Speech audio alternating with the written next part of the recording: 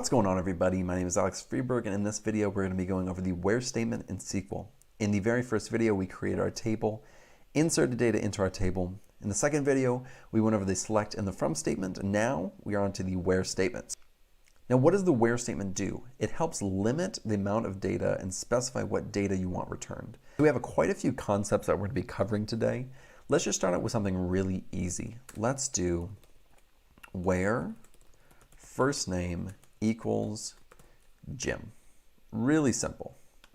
So we're selecting everything where our first name equals Jim, and this is our output. So really simple. Now let's try where it does not equal. This right here says does not equal Jim. And let's execute that. And as you can see, we have everybody except Jim Halpert in there. So now let's look at the greater than or less than. So in this table, I think the one that we're going to look at is age. So let's look at age. And let's do where it's greater than 30. And when we execute that, we're going to get everyone who is over the age of 30. Now, as you can see, we're not including people who are 30 years old. If we want to include people who actually are 30 years old, we're going to add the equal sign right there.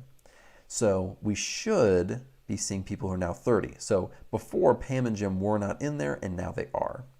If we do the exact same thing, let's do less than 32. Here's everyone that's going to be included, but if we want to include the people who are 32-year-old, then we are just going to add that equal sign, and now the people who are 32 years old, like Toby and Meredith, are now included. If we want to go even further, we want people who are less than or equal than 32 and who are male.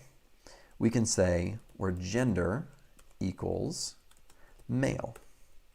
So now we have two things that we are specifying that we need. We need somebody whose age is less than 32, and we need their gender to be male. So let's execute that, and we have 4 people who meet that criteria. So that's what the AND statement does. If we write OR, then only one of these criteria has to be correct in order for it to be met. So if we hit execute, now we're saying anybody who's under the age or equal to 32, or their gender equals male. So if we look down here, Michael Scott is actually 35 years old, so he's over 32, but since he is male, he is now included. Let's get rid of everything really quick. I want to look at this like really quick. So let's execute just that, and if you do that, you highlight just that and hit execute, then it will only run what you have highlighted. So now let's look at this whole table. Now, when you're using like, you typically are doing this for sometimes numerical, but most of the time you're using it for text information. So if we're looking at this right here, if I'm looking at last names, and let's say I want everybody whose last name starts with S. You can't really do that with anything else. So I'm going to say where it's like, and then I'm going to say S, and after that I'm going to put a percent sign. That's actually called a wildcard. And if I close that off, what this is saying is I want every last name where it starts with, or where it's like, where it only starts with an S. So let's run this really quick. Now we have 2 people whose last names start with S. Now, if I put a wildcard at the beginning, we are now saying where there's an S anywhere in anybody's name. So let's execute this and see what we get. So now, even if the S is like Flenderson towards the end, it still counts. So you can specify multiple things in here as well. So let's say I want it to start with S. That would return Schrute and Scott, but now I want something that also has an O in it. So it has an S at the beginning, and then somewhere in there, there's an O. Now let's execute that, and there's only one person that meets that criteria. So you can do that for multiple things. You can even say OTT, and let's execute that, and he's still going to be returned. And if we put C at the back, it's not going to be returned because it follows it in order. So it isn't SOTTC. The C would actually need to go over here. So now we have SCOTT, and although there's a bunch of wildcards in here, it is going to return Scott. So that is a little hint at how you can use like. There is a little bit more that goes into it. You can use it for numerics. There's a lot of things that you can use this for, but this is just the basics, how you can use it today how you can get started on using the like. In a nutshell, that is how you use like. And as I said before, you can use like with numerical data as well, but for demonstration purposes, I wanted to use text data. Let's get rid of this really quick. Let's look at our entire table.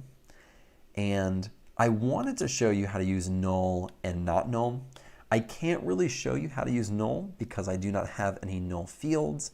I could easily update this table and make one null, but that's in a future video where it's a little bit more advanced, where you can start altering your data.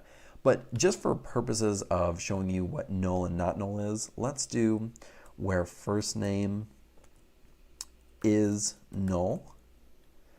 And if we see that is not going to return anything, but if we say is not null, it's going to return everything because nothing in here is null, nothing in this first name column is null. So that's how you use it. There are a lot of use cases where you actually will use null and not null. That will be in future videos, probably in the project section or the portfolio section. We weren't able to show really how to use this super well, but just as a demonstration, that's really all it does. It looks at the whole column and whether it is null or not null. That's really all it's used for. This is actually super useful and you can use it in a ton of situations, but again, for demonstration purposes, that's really all it does. So let's get rid of this. Let's look at in really quick.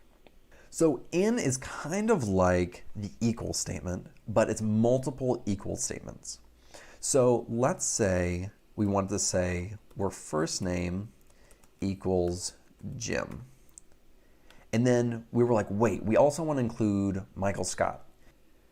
So then we would have to write and where first name equals, and then we would do Michael, and then et cetera, for anybody that we wanted to include.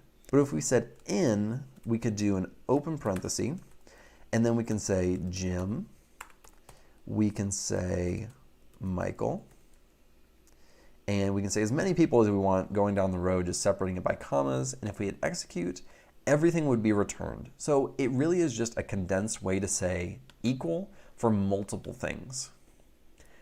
So that is the where statement. I think the where statement can get extremely complex, but this really is highlighting the basics. So if you can learn all of these concepts, you will absolutely have the basics down and will be set to go over some more intermediate and more advanced things with the where statement later on. In the next video, we're going to be going over the group by and the order by, and then we are done with the SQL basics, and then you can practice and work your way up into my intermediate level videos, which are going to be coming out very shortly after these videos. Thank you guys so much for joining me. If you like this tutorial series, be sure to subscribe below, and I'll see you in the next video.